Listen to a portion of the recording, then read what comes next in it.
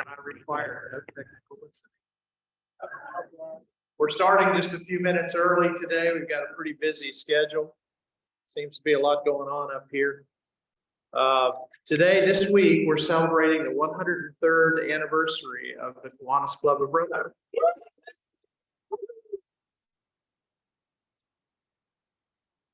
Thank you, Amy. Thank you, Andre, for the decorations. Amy for the cake. Looks great. And Jackie too. And Jackie Bledsoe. Couldn't get along without her. Don Chichester is still at Friendship Manor. And if you check our website, there's some more details there, but he is taking guests. He's recuperating from back pain. Eddie Dillon, Sherry Dillon's husband, is in the hospital. There is a card that will start for Eddie. Tara Marciniak, who will be receiving a grant today for Center in the Square, is not here today because her daughter's resurgence of Lyme disease. As you know, once you have that, it never really goes away. Our song leader today is Dave Perry. Our call for introspection will be Gary Stewart behind me. And the Pledge of Allegiance will be Mike Quinn.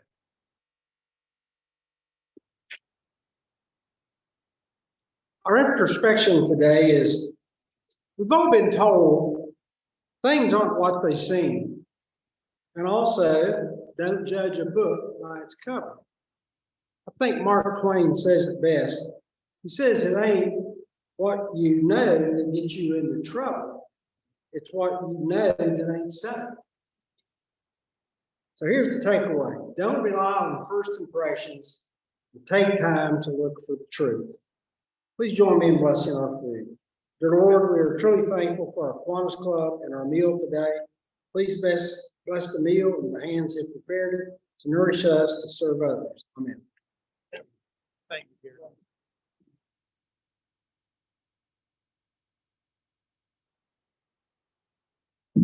Good afternoon, everybody. Good afternoon, everybody. So the song today, as most of y'all know, the American music legend David Crosby passed away last week. And for some of y'all, you're so young that you don't know who David Crosby is. And for some of you, David Crosby was a young whippersnapper. So we kind of got the whole gamut here, but Crosby, Stills, Nash and Young wrote some songs that are meaningful to many of us, I'm sure. And this one that we're going to sing today is Teach Your Children Well, and there are lyrics on the table. Mr. Abrocta is going to cue us up here. We'll do the first verse and the first chorus.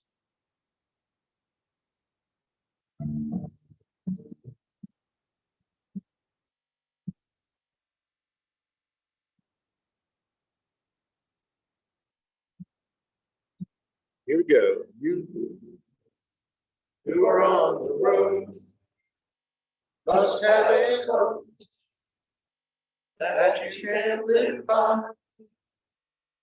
And so become yourself, because the past is just a goodbye. Teach your children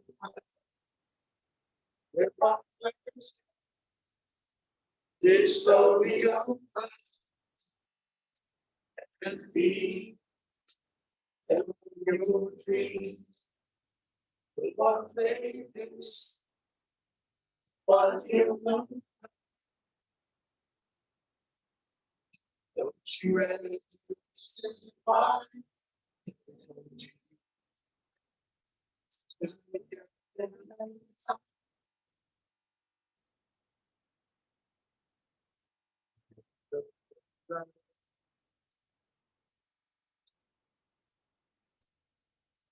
All right, thank you.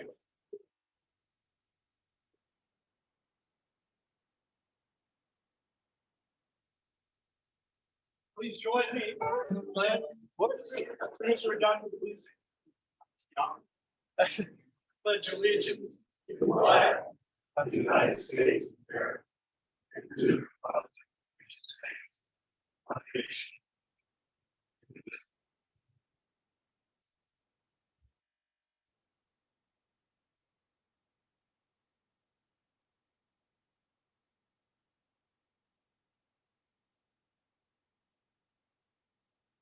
Our guest today will be introduced by Rhonda Purdue, new member. Rhonda? Good afternoon, everyone. As I am Rhonda Purdue, a new member, Steve McGraw is my sponsor. You have a lot to overcome.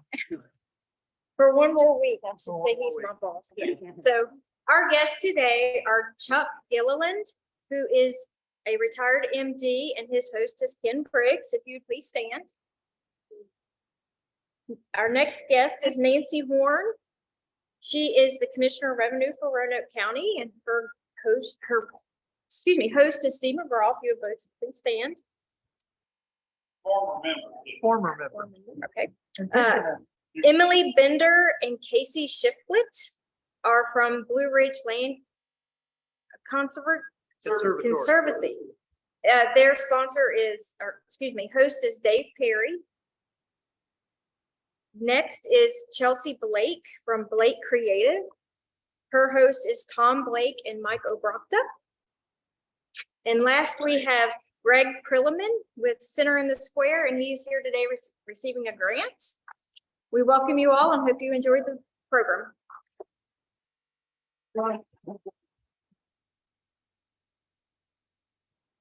Thank you all for joining us. One of the great things we get to do as the Kiwanis Club of Roanoke is give away money. So our friend Judge Haberman is here to do just that. Thank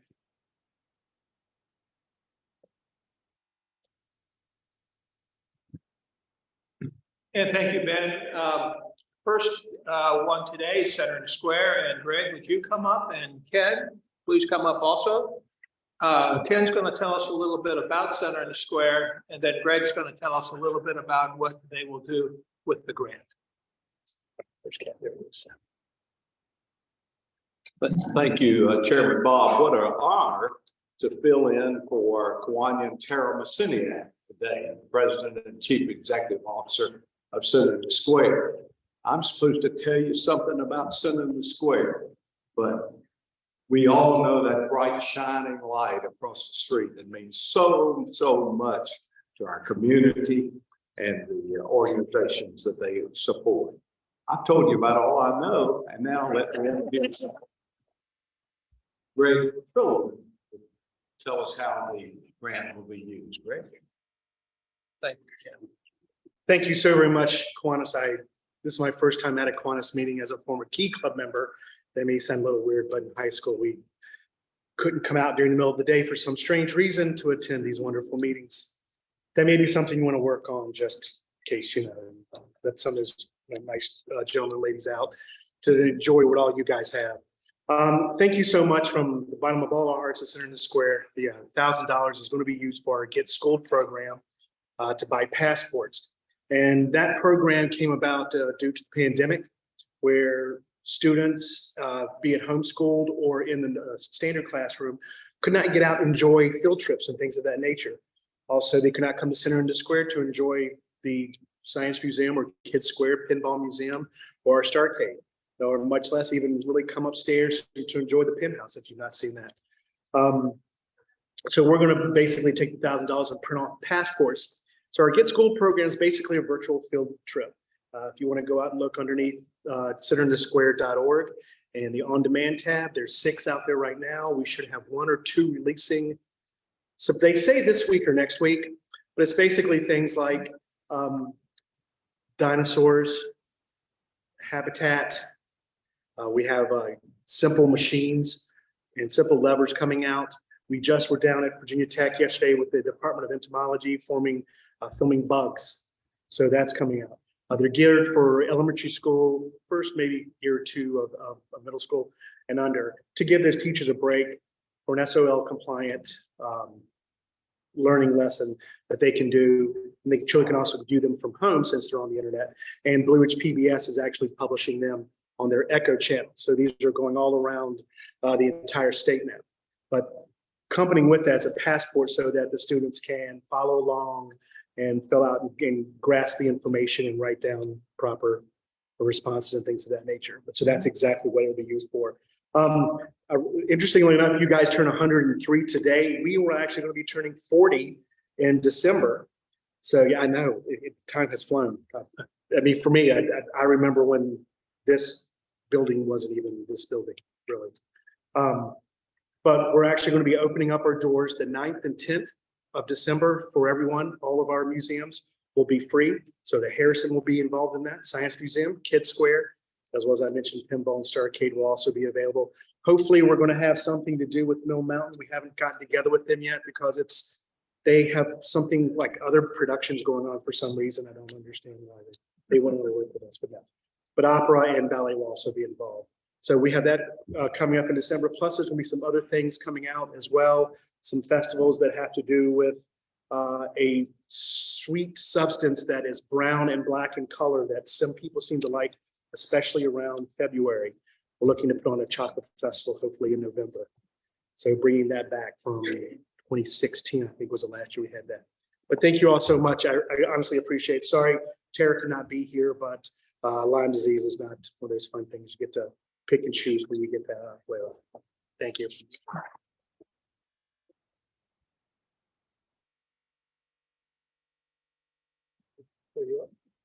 Everybody move this way.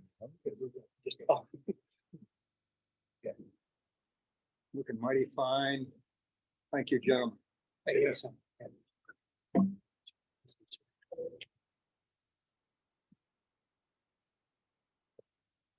And our second one today is for the Speech and Hearing Center. And Leanne, where are you? There she is. And she'll tell us a little bit about the center and how she plans to spend the grant. Leanne? Hi there. As you all know, Roanoke Valley Speech and Hearing Center is our region's only nonprofit speech and hearing center. We do speech and hearing services, and last year we added balance testing for individuals with dizziness and vertigo. And what we plan to do with the funding is help support one of our favorite outreach programs. So for the past 10 years, Kiwanis has partnered with our organization to fund a program where we go to Virginia Heights Elementary School and we help the children who have been identified in 5 local districts as deaf or hard of hearing. We make sure that we check on their hearing devices, that they're clean, that they're working well. If parts need to be replaced, we do that. If their parents need information or support with using the equipment, or if technology is outdated and they need to look at upgrading or getting a different device, we help with that. And then we provide support between the teachers, the family, and the child to make sure that the child is able to thrive in their academic environment. So thank you all very much for funding this program again. So thanks. Thank you.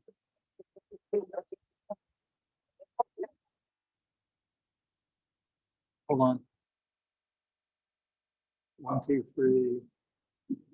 Excellent. Thank you. Super. Thank you very much. Thank you both.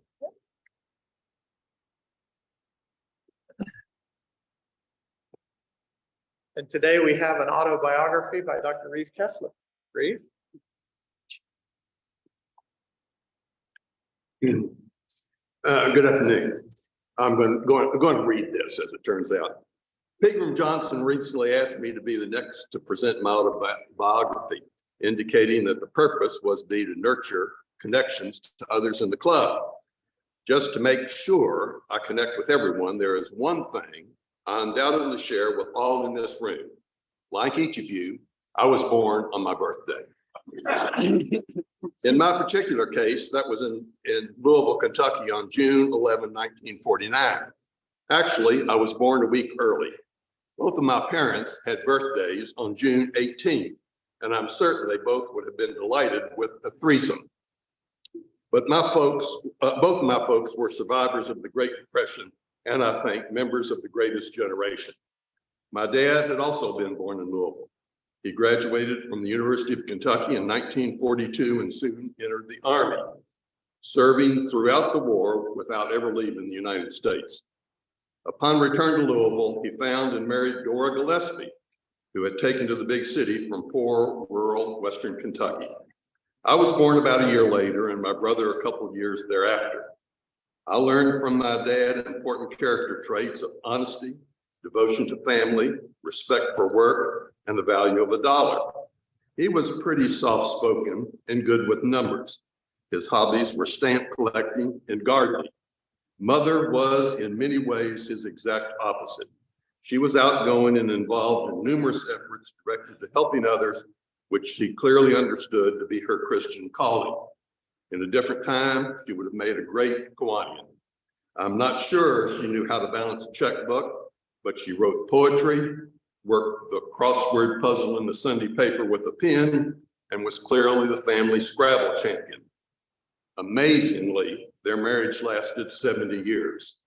I have struggled to live up to the example they both demonstrated. As an aside, Grandmother Kessler lived to 107 years. Dad died a couple of months short of 99. Grandmother Gillespie passed away at 96. Mother is still alive and with us. She will be 96 this year, although with dementia, which prevents her from knowing that. Odds are I will be here in Charter Hall on Wednesdays for some time to come. So now back to me. I graduated from Seneca High School in Louisville, where I was a member of the Key Club. Most of my 600 plus classmates probably did not know me, and those who did probably considered me a nerdy smart guy. Over the next 18 years, I made 4 good decisions and 1 great one.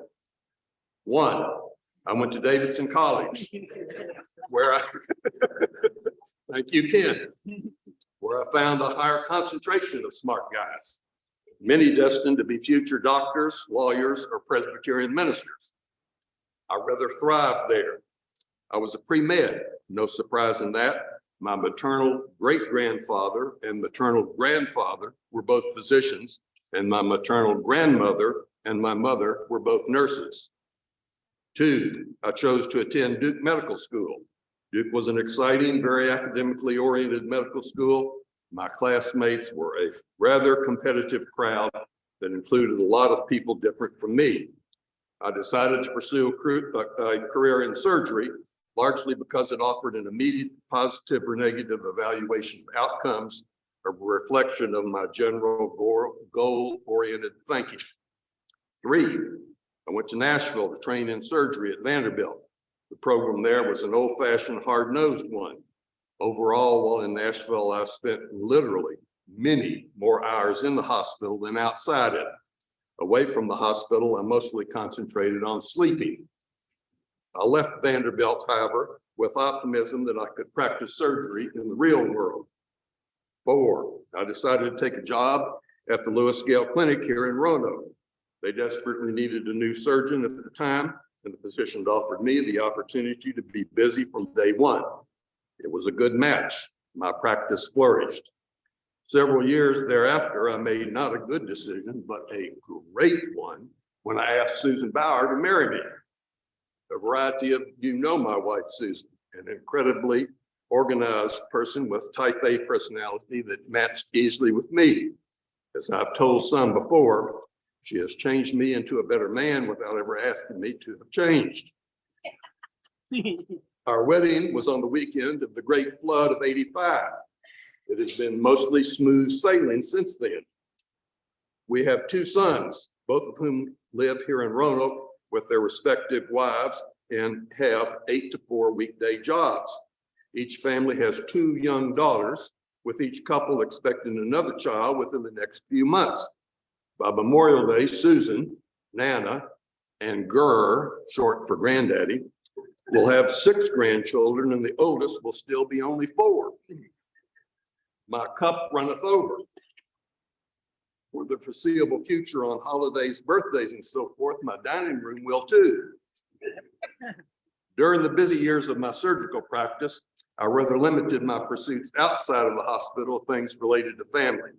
With 2 boys, I became significantly involved in the Boy Scout organization and put in 27 years coaching in the County Recreation Basketball League. I retired a few days short of my 63rd birthday. The night work, general stress level, and changing world of medicine combined to make the experience less fun. I'm often asked if I miss it. I still miss the rewarding feeling of an operation done well and the genuine thank yous from appreciative patients. It was indeed my honor, a blessing, to have directly and dynamically positively changed the lives of many, many people. I have no regrets about my career choice. Susan stopped working the same time as I. She taught school before our boys were born, stayed home with them until our youngest was near middle school, and then worked for some 10 years as the director of Christian education at our church, Raleigh Court Presbyterian. After retirement, Susan and I undertook to see some of the world, halted only by the pandemic. Now again liberated, this past year allowed for me to finish a goal of spending some time in every state. I'm now certain that Virginia is my favorite.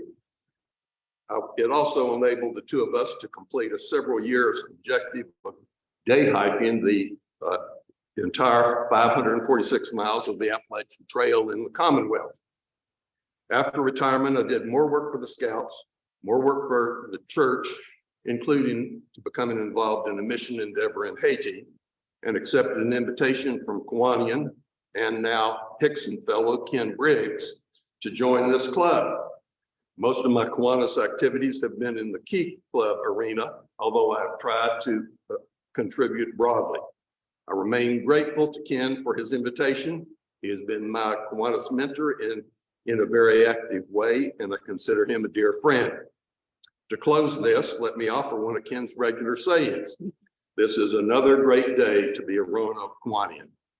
Thank you all, and I earnestly hope each of you enjoys this day.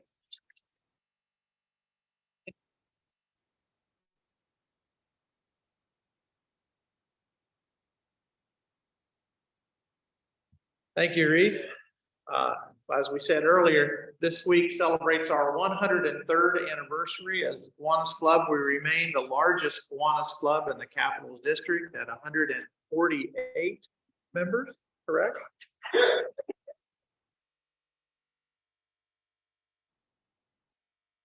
And without further ado, John is going to come forth and give us a little history.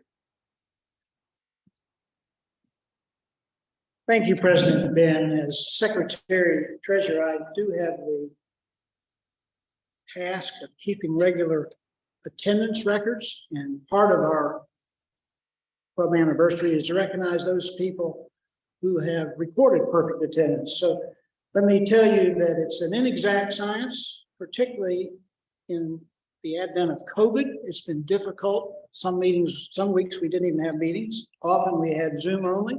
Sometimes we're supposed to have Zoom, and those who are charged with it have some difficulties.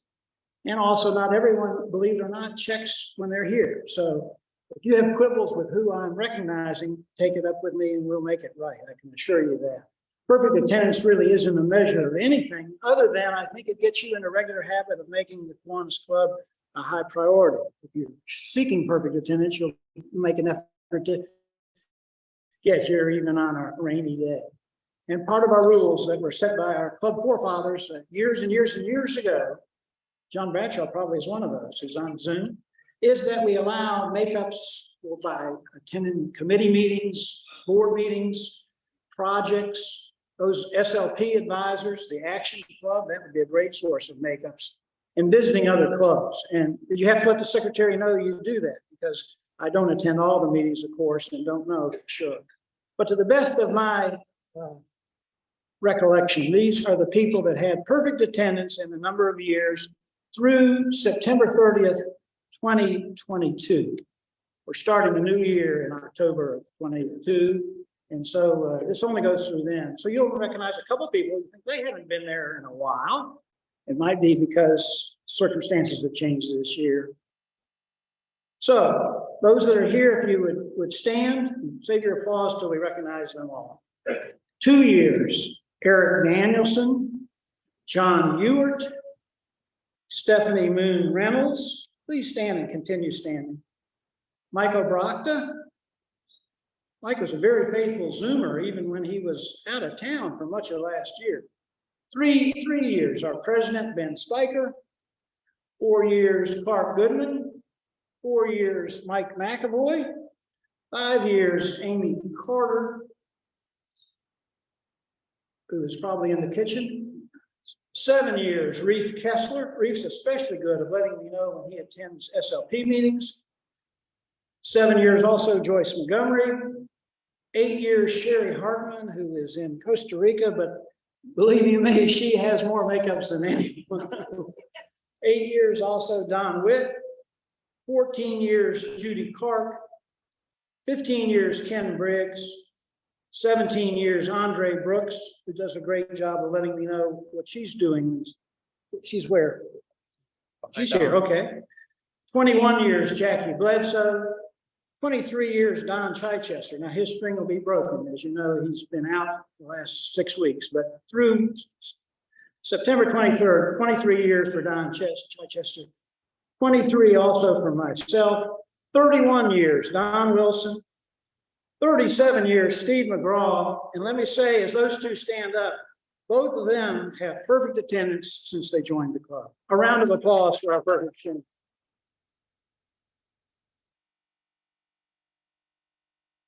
I'm going to quickly address the Legion of Honor and tell you that these are recognizing membership in 5-year increments. These are listed in your directory. And those of you who are wondering, we're close to finishing the directory.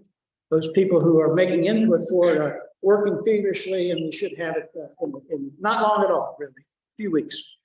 It changes daily, as you might imagine. To be on this list, you have to have 25 years or, and if it's not an anniversary of your 5-year increment, you won't be mentioned today, but you can look at the directory for all the names. The people we're adding today, some of these have been members a long time, don't come often, but they're paying their dues, right, Steve, which makes you a good member. Steve, that's Steve's famous. Those that are here for today, please stand as I call your name. 5-year, let's see, these are the 5 that have just crossed into the 25-year bracket. Don Chichester is not here. He belonged to a club before he came here. So if you check the directory, it doesn't include his time in West Virginia, but he's now in 25 category. Sherman Holland is not here. Steve Bowery is not here today. Jim Randalls is. Jim, stand up. And myself, we both crossed into 25 in the last year. At 35, the ones to add to it are Calvin Witt and Jackie Bledsoe. Jackie, you stand and remain standing. Those that have crossed into the 40-year this year, David Bowers, not here today. Bart Wilner, who is on Zoom.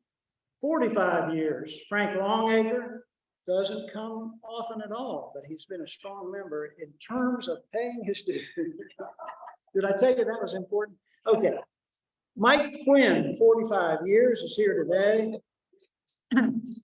John Edwards is not here today, but he's 45 years. I noticed that you and John Edwards were approved at the same meeting. That was a pretty good board meeting, I must say. 50 years, this probably doesn't surprise anybody. Sam Lineberger Jr., who's not here, but has, hi David Points, good to see you. 50 years for Sam Lineberger Jr. And our last person today, 50 years in the past year, who is here today, Alec Bowman. A round of applause for everyone.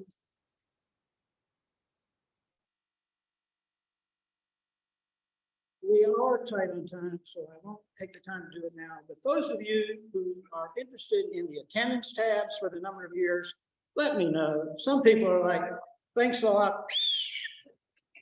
Some of you proudly wear it, and it goes on your pin. Some of you still wear pins. It's not as in vogue as it used to be. So I'm not going to order them from everybody. Let me know if you would like your attendance pin. We'll get them. And the Legion of Honor members that are just crossing into it are eligible for a special pin. Thanks for your indulgence.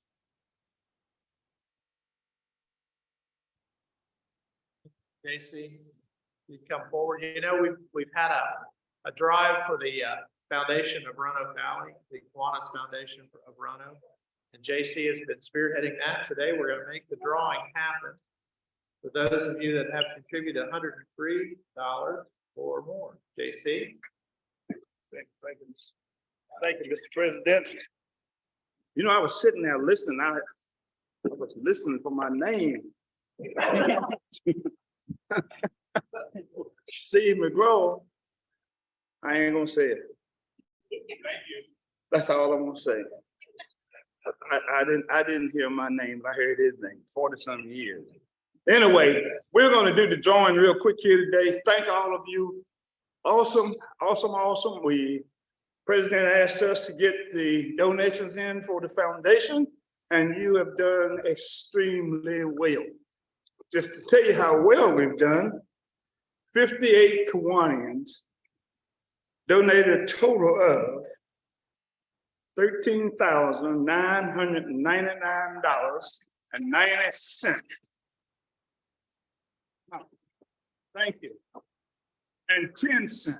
We need 90 cents to make it $14,000. Why don't somebody just give the man 90? Put it on Steve's bill. So that makes it exactly $14,000. And of that 14,000, 553 came from Bragg Books. So keep bragging, keep telling your lies. We take your money. Now, we have 3 great prizes and 3 persons. I'm going to ask, I don't see Donna Lynch. Bob, will you come up and help me with this? Because You can't trust the judge. if you can't trust the judge, but I am going to ask you to shake them up. Okay, where's my name? It's in there, right? No, you take the bucket. Oh, I take the bucket. Can I have the prize, John?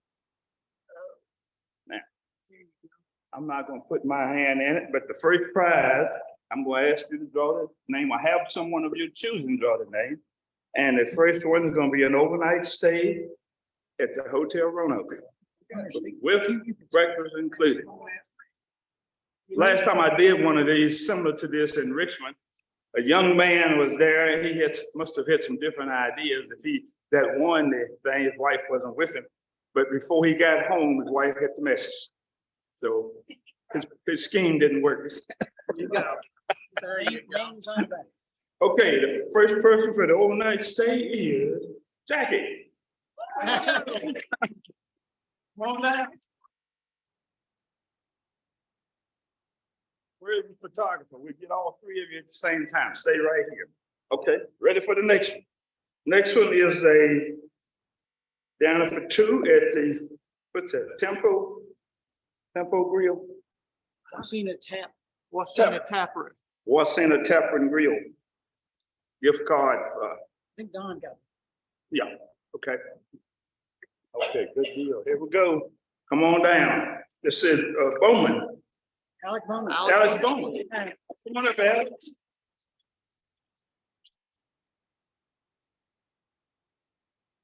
And the next one is a gift card, $50 gift card to Shakers.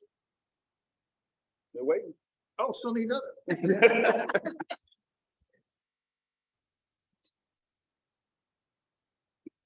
We thank you all anyway for the donations. And I know you didn't just make the donation to get in the drawing, but just add a little fun to it. And there we go. McAvoy, he's not here, is he? Yeah, Oh, he yeah, is. yeah. He is. Come on up. I'm gonna make the presentation. Let me get the middle of you guys. McAvoy and Jack. Over this way. He went to right in the center. Keep going. Oh, you want me to? Keep going. Make it quick. I can't hold in forever. 1, 2, 3, say money. Buddy. Well done. All right, okay, Mr. President. have a good day. Great.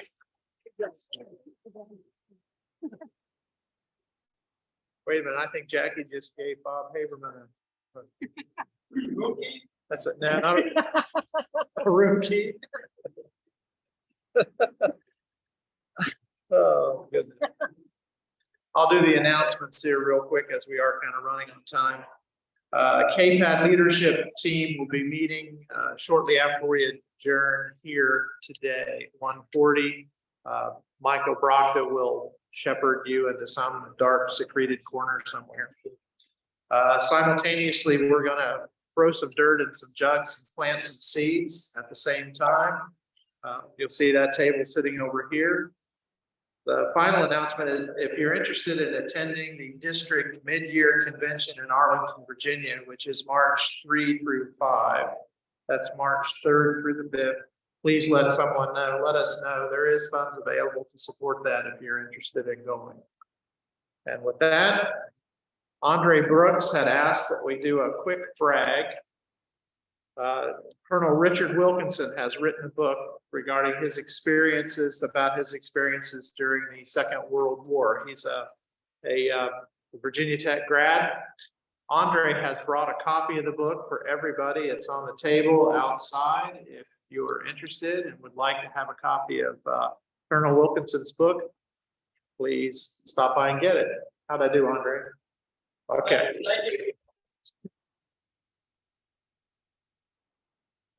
Today's program is Jesse Butcher. Wait a minute, special birthday. Oh, special birthday. On the brags. They are birthdays. Andy?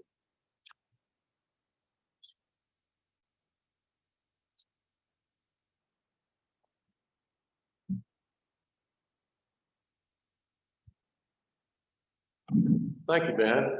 I'm Andy Dunn, and I joined the Kiwanis Club in 1987 in Roanoke. And when I first meeting I came to, I found out that my grandfather had been the first president. And the club was started on January 28th, 1922. I was born January 28th, 1943.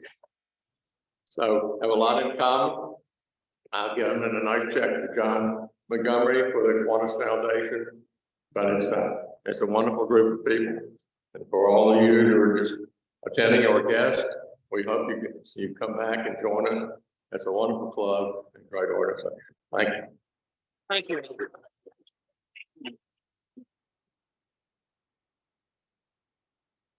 Well, I'm here to tell you that my birthday is also January 28th, same day as our club. And once again, I'm turning 39, so I'm going to double my birthday gift to the foundation.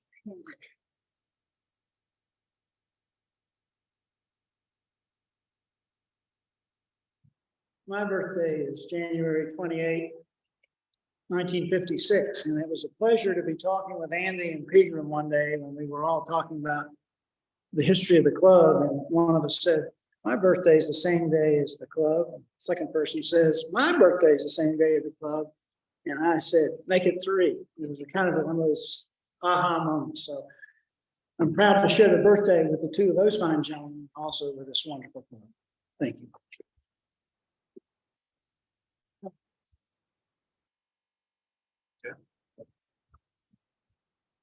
I'm Ben Spiker. My birthday is not January. Now, I apologize for the oversight. Bill, you'd introduce our speaker, please? Sure. Thank you, President Ben. Dr. Jesse Bucher is Associate Professor of African History and Director of the Center for Studying Structures of Race at Roanoke College. He has a BA from the College of New Jersey and a PhD in African History from the University of Minnesota, Twin Cities. Dr. Bucher has conducted research in Tanzania and South Africa. Over the last 5 years, he has worked on projects related to histories of enslavement in Southwest Virginia. In collaboration with the public art organization Creative Time, he is leading an effort to commission a public memorial to enslaved people from Southwest Virginia. The memorial design will be announced later this spring and will be unveiled at Roanoke College in 2024. Please join me in welcoming Professor Bucher.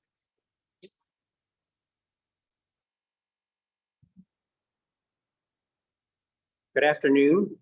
Thank you, Councilman Bethfitch, for inviting me. Former councilman, excuse me. You're generous enough to attend an event that we held at Roanoke College last fall, and we had some extensive conversations, which I know led to the invitation here today. The project that I'm going to talk about is broadly called the genealogy of slavery. And we think about genealogy within this research project as really tracing family histories or stories of institutions like Roanoke College, where I work, and we think about where we came from, looking backwards, tracing ancestral lines. This is ancestral work on a massive scale. So the project that I'm talking about today is the genealogy of enslavement, because our goal is to identify the name and the identity and then the family history of every enslaved person who lived and worked in Southwest Virginia. That's an ambitious project. It's something that will take probably decades to complete. The piece of it that I've been responsible for began in 2019, as we at Roanoke College began to interpret and get a better sense of the role that slavery and enslavement played at the college itself. The initial focus of our research work was to identify specific enslaved laborers who physically constructed campus buildings. So this meant looking for histories of brick masons, carpenters, tin workers, and other laborers who actually completed the forced labor on campus between 1847 and 1865. Within about a year, however, we realized that the scope of our research was actually far too small, that we really couldn't get away with just telling the story of physical campus buildings and grounds, but that we had to expand the research that we were doing to better identify all the individuals affiliated with the college that took part in the economy of slavery. This meant doing research on members of the board of trustees, college administrators, college faculty, and others to better understand the extent to which the college was both financially supported and governed and administered on its day-to-day operations by people who in their lives owned human beings. This broader research grew to the point that we initially identified at the start of 2020 that more than 50% of the college's founders, so including the college's first president, the board of trustees, and its professors, owned enslaved men, women, and children who lived in the Roanoke Valley. In addition, we started to trace the foundational gifts of, there were 6 foundational gifts of $1,000 each that the college received in the 1840s and 50s, all of which came from individuals who owned human beings. This meant that we started to unpack the extent to which Roanoke College as an institution grew from a larger political economy of enslavement here in the Roanoke Valley. And at that point, we realized that we were no longer actually just writing the history of Roanoke College as a distinct institution, but we were actually starting to write a much broader, much larger regional history that's poorly documented. We expanded this focus because of a couple of interlocking facts. The first set of facts is that Roanoke College is one of, if not the oldest, still existing institutions in the Roanoke Valley. We were founded in 1842 in Augusta County and arrived in Salem in 1847. There are few institutions in this region that can claim that kind of longevity. But at every moment in its past, and indeed in its present, the college has always been inseparable from the broader history of the region. In the period of its founding in the 1840s to the 1860s, the distinct feature of this region's political economy was slavery. Many of the college's leaders were civic leaders in this growing economy, and the wealth that they possessed and much of the time that they had, which they could later invest in their studies and other activities at the college, primarily came at the expense of enslaved people. While many enslaved people directly labored physically to construct buildings and grounds on campus, they were also held in captivity across the wider Roanoke Valley. At these other sites of enslavement, in households, on farms, and in businesses, enslaved people produced surplus wealth that college founders could invest in the institution. In 1860, on the eve of the Civil War, 1/3 of the overall population of Roanoke County was enslaved. This means that commodity prices, the cost of goods, the cost of labor, both of free and unfree labor, were all directly shaped by the presence of enslaved people who produced many of those commodities, goods, and services. Many of the college founders also were responsible for administering the political and legal systems of the valley. Political practices, laws, civic codes, Many of these had to be directly aligned or realigned to conform with the larger practice of enslavement. Legal codes written for Roanoke County in the 1850s were dominated by laws that limited the movement and free mobility of both enslaved people and free blacks. In other words, if Roanoke County wants to if Roanoke College wants to understand its time and place that it emerged from, it needs to understand this history. The second thing that our research team quickly realized was that we had an important opportunity to take a careful examination of a topic that no one has actually deliberately and extensively researched. We have little bits and pieces of content about the history of enslavement in the Roanoke Valley and in Roanoke County, but not a systematic evaluation of the research sources. In every step of our process, we started to hear a frequently heard falsehood that enslavement in the Roanoke Valley was, quote, not as bad as elsewhere, especially in comparison to the Deep South or the Tidewater regions of Virginia. Most available records, and this is a source of frustration from the 19th century, refuse to include information about actual enslaved people. Census records of the sorts that you might do if you're doing a family history from 1840, 1850, and 1860 included what were called the slave schedules at the end of the actual census. And the slave schedules documented the names of individual enslavers, as well as the age and sex of enslaved people. The records themselves, however, never actually listed the names or the identities of the enslaved people because they were considered property, taxable property, rather than human beings. The research team that I lead of approximately 8 students and another professor has worked in the Roanoke County archival collections at the courthouse to make ourselves avail ourselves of more detailed information about the lives of enslaved people. The team has gone through more than 8,000 pages of records written before 1865 in the county archives to identify the names and other important information about enslaved and free Black people who lived in this region. These sources include birth and death records, wills, property assessments, estate inventories, and sale records, as well as other types of court business records, criminal trials, and what are called chancery cases. This is not a very visible source, but here's a photo of one of the assessment and inventory books that is in the Roanoke County archive. This is a typical source material, and the way that it would work is that they would assess, the county court would assess the property records of an individual, either who deceased and the property was being transferred through a will, or if a property was sold off. This source material lists down one side personal property, so it includes everything from kettles, pans, chairs, household goods, animals like horses and cattle that are specifically named.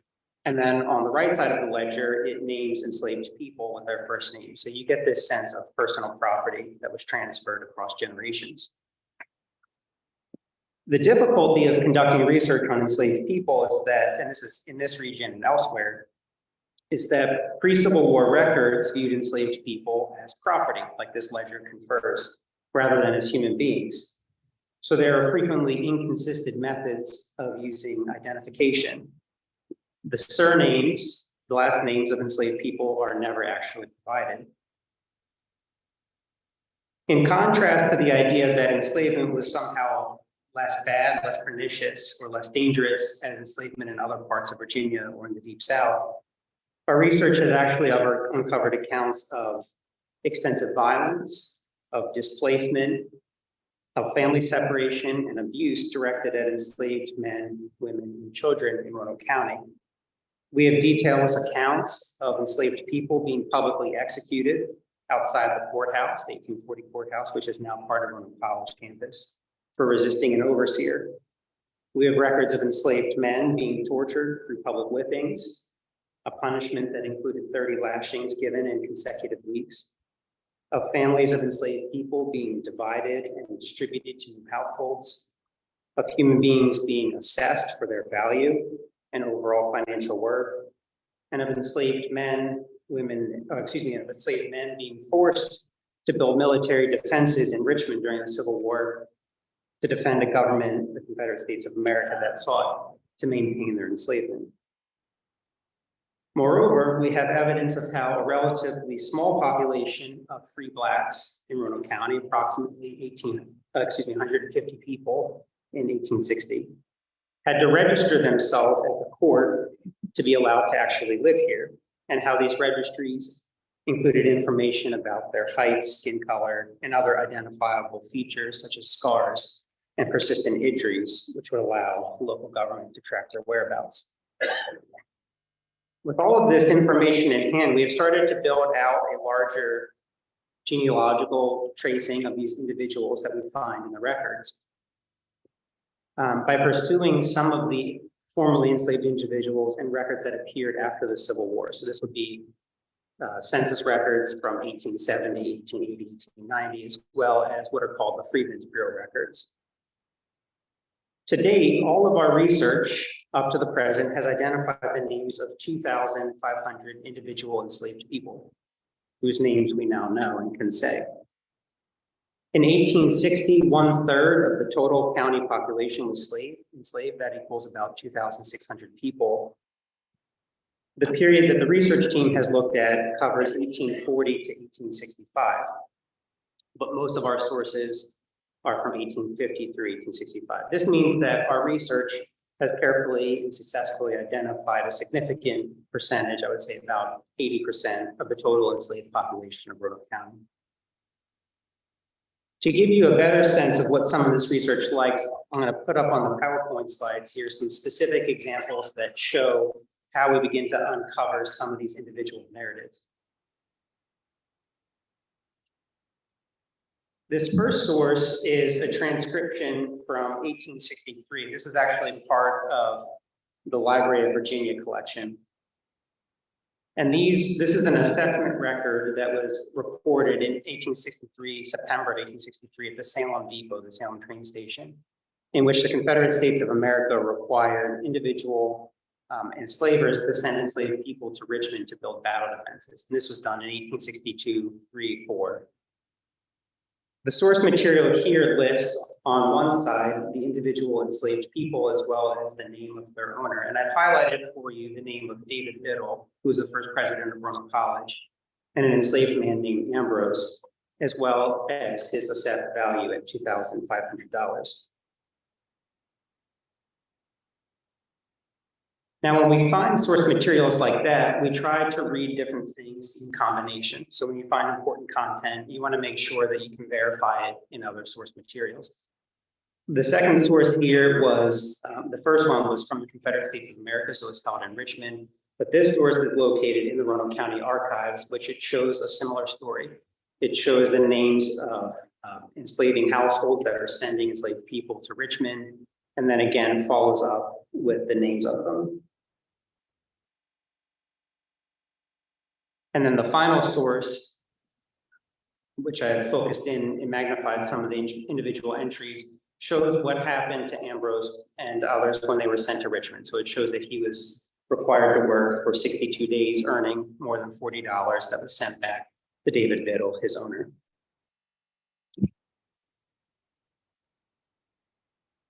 The research also allows us to bring together different threads of information that we otherwise didn't realize were there. So this first source material that I'm showing you comes from what are called the cash books of what was originally Virginia Collegiate Institute, which is the predecessor of Roanoke College. The cash book showed every entry of money spent by the college. So it would be everything from purchasing books for the library, purchasing candles for the classroom buildings. And in this instance, it shows that Catherine Snyder was paid 75 cents for the use of an enslaved woman named Eliza to clean the college administration building.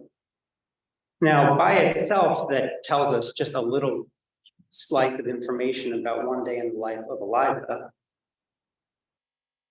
But when we go into county archival records, we can see how other pieces fit into this broader story. So this is the will from 5 years earlier of Henry Snyder, in which he gives Eliza, and it says there, I give Eliza and her increased, meaning any potential future children that she would have, to his wife, Catherine, at the time of his death. So we see earlier instances and references to the life of Eliza in the Snyder household. And this contrasts in important ways with what I described earlier, which is the slave schedule, the material available from a census record, which only shows the name of an individual slaveholder, Catherine Snyder, and then lists out that she owns 2 enslaved people who are listed by sex and age, female 42, female 20, but it doesn't list her name Eliza. So it's only when you start to see the different pieces in combination that you can start to trace a story. Unfortunately, Eliza also appears in the 1855 death records in Roanoke County, so we know that she didn't survive to reach her manumission at the end of the Civil War. But we do get access to information that we can tell a more expansive story, not only about this individual woman who lived and worked in the Roanoke Valley, but also somebody who was present at Roanoke College when the college was actually forming. Over the next year, the research team will make the information that is found publicly available on an open access website so that individuals who are conducting family research can have more content to work with. If you attempt to do African-American genealogy, a lot of times the content stops at 1870 because it can be really hard to trace the information of family lines back before the Civil War. At the same time, Roanoke College has stepped up its efforts to interpret and memorialize this important history. We now have available a self-guided walking tour, copies of which I brought today, if you'd like to take one with you, that explains some of the links between Roanoke College as an institution and the history of enslavement in this region. The college has also commissioned a new memorial dedicated to enslaved people from Southwest Virginia, and it will be the 6th college campus to actually have a public memorial documenting this story. It'll also be the first public memorial dedicated to enslaved people in this part of the Commonwealth of Virginia. Much like the upcoming statue that will honor Henrietta Lacks, as well as the Equal Justice Remembrance Initiative to recognize the history of lynching in Roanoke, this new memorial sited at the Roanoke College campus will draw important attention to previously neglected and less understood histories. As always, it is an honor to represent a project that has been designed and carried out by a team of devoted research. So I'm just here sort of as a liaison for a group of nearly 10. I'm glad to answer your questions for today, and I'm always even happier to host you at Roanoke College if you'd like to do a historical tour of campus. Thank you again for inviting me.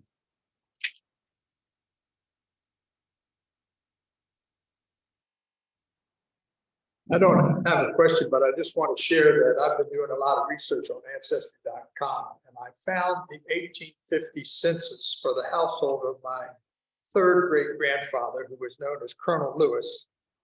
And just as Jesse described, it has 11 lines under his name on the slave schedule with ages and sexes, and there's even a column for complexion, whether they were light-skinned or dark-skinned, no names.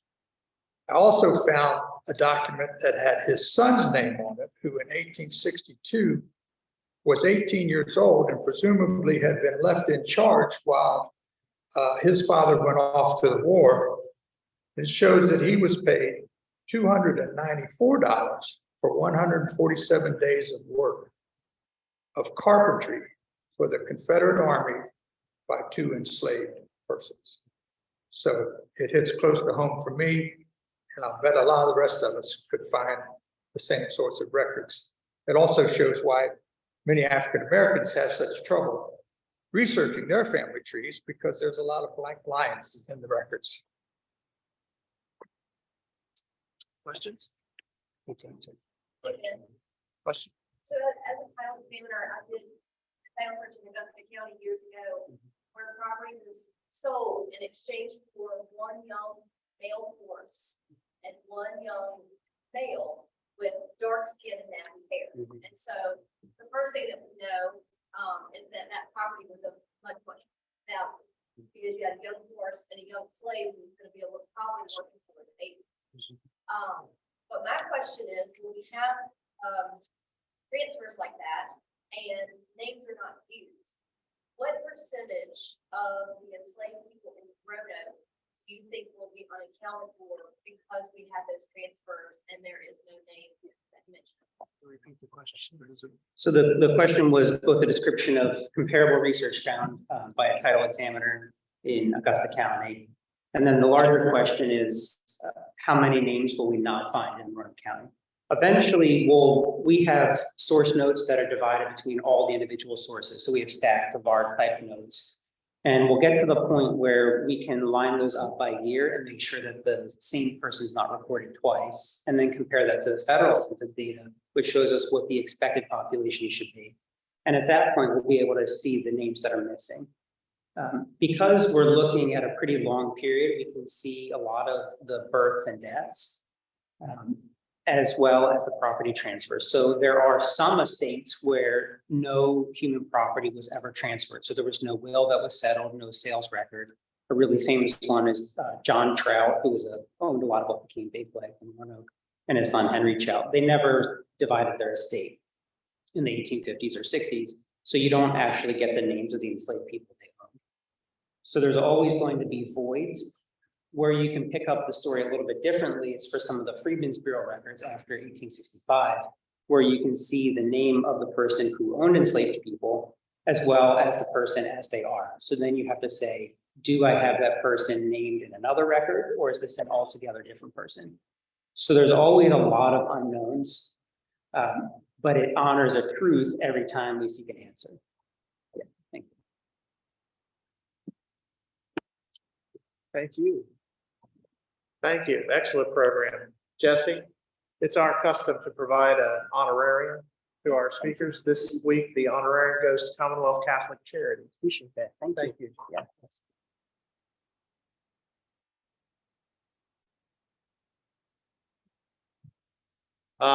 Good meeting. Don't forget to fill some jugs with dirt and attend the KPAD kickoff. 1:30 on the dot. With that, we are adjourned. Pretty good.